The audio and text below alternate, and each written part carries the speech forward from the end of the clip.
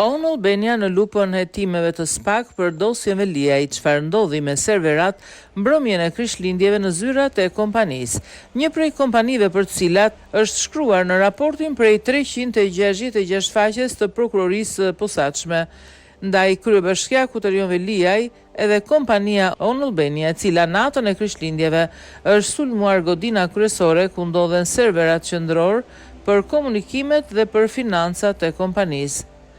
Nga mediat mësohet se 3 persona të maskuar kanë hyrë te godina ku prezent kanë qenë edhe rojat e sigurisë dhe kanë thyer disa kompjutera. Gjithashtu bëhet me dije se On Albania nuk ka asnjë reagim pasi në polici nuk është bërë asnjë denoncim për këtë çështje, duke mos hapur asnjë hetim ligjor. Kujtojmë se një prej kompanive për cilat është shkruar në raportin prej 366 faqes të prokurorisë posaçme ndaj kryebashkiakut Erion Veliaj është edhe kompania On Albania, e cila deri në vitin 2024 i ka dhënë kompanisë Google SHPK me pronar vllain e kryebashkiakut Arber Veliaj plot 551.640.000 lekë të reja për reklam për në media dhe fushata të ndryshme publicitare që nga nënshkrimi i kontratës, por edhe kompania On Albania